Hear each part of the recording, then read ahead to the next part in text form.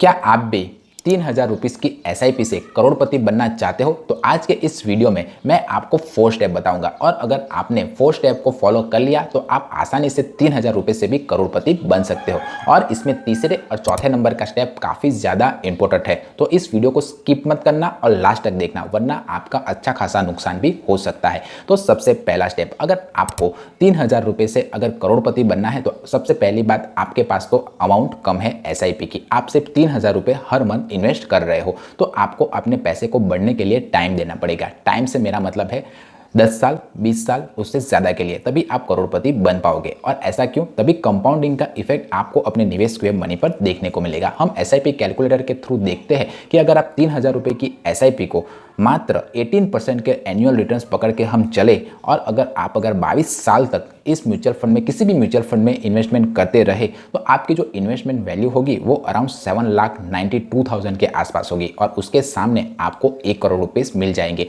तो अगर आपके पास पैसे कम है तो आपको टाइम देना पड़ेगा, तभी आपका पैसा कंपाउंडिंग होगा और आपके पैसे पर कंपाउंडिंग इफेक्ट देखने को मिलेगा। तो अगर आप 3,000 रुपीज़ से अगर 1 करोड़ रुपीस कमाना चाहते हो और अगर 18% का आप एनुअल रिटर्न एक्सपेक्ट करके चलते हो तो 22 साल के अंदर आप करोड़पति बन सकते हो।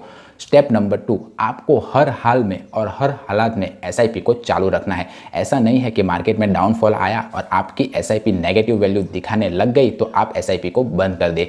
आप जो भी हो कंटिन्यूसली हर मंथ SIP को चालू रखेंगे ही रखेंगे। एग्जाम्पल के तौर पर 2020 और 21 के में कोरोना आया था, तब काफ़ी सारे लोगों कि SIP नेगेटिव में चली गई थी और बहुत सारे लोग उस हड़बड़ाहट में SIP को बेचकर निकल गए हैं, तो आज उन्हें काफ़ी ज़्यादा नुकसान देखने को मिल रहा है। पर मैंने अपनी SIP को कंटिन्यू रखा और मेरी अब तक की SIP अमाउंट 1.5 लाख के आसपास है और उसके सामने मेरे पैसे अराउंड 3 लाख के आसपास है। मैं आपको अपना पोर्टफोलियो भी दिखा सकता हूँ इसके बारे में।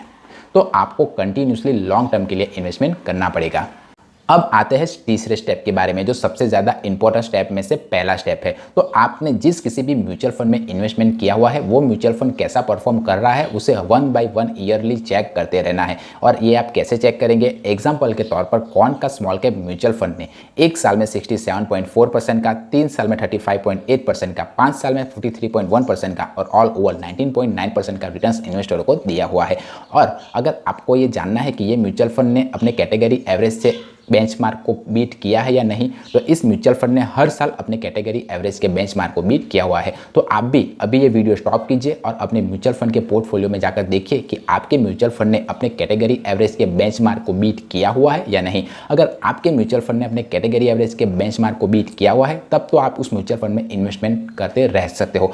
पर अगर आपके म्यूचुअल फंड आपके बेंचमार्क के इंडेक्स से भी लोअर परफॉर्म कर रहा है तो जितना जल्दी हो सके उतना जल्दी आप उस म्यूचुअल फंड से निकल जाइए और किसी अच्छे म्यूचुअल फंड में अपने इन्वेस्टमेंट को स्टार्ट कीजिए। और अगर आपको पता नहीं चल रहा है कि कौन सा म्यूचुअल फंड अच्छा है तो आप मुझे पर्सनली भी कॉल करके पूछ सकते हो। और चौथी और सबसे इंपॉर्टेंट बात, अगर आपको जल्दी अगर करोड़पति बनना है तो आपको स्टेप अप SIP करनी पड़ेगी। अब जिसे नहीं पता कि स्टेप अप SIP क्या है तो मैं समझा देता हूँ। मान लीजिए कि आपने इस साल 3,000 रुपये की SIP स्टार्ट की। अब आप अगर स्टेप अप SIP करते हो तो दूसरे साल आपकी जो SIP अमाउंट होगी वो 3,000 से 3,100 रुपये हो जाएगी। वो आने वाले 1 साल तक और रहेगी।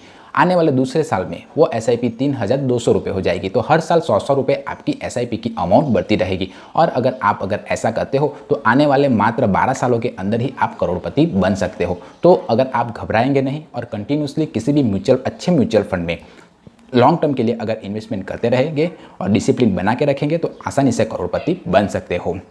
मेरा वीडियो पसंद आया है तो वीडियो को लाइक कीजिए। आपके कोई कमेंट, क्वेश्चन या क्वेरी हो तो आप बेझिझक मुझे कमेंट बॉक्स में पूछ सकते हो। वीडियो में कोई इंप्रूवमेंट चाहते हो, कोई और नया टॉपिक देखना चाहते हो, तब भी आप मुझे कमेंट करके पूछ सकते हो। मिलते हैं अगले वीडियो में, तब तक के लिए बाय बाय।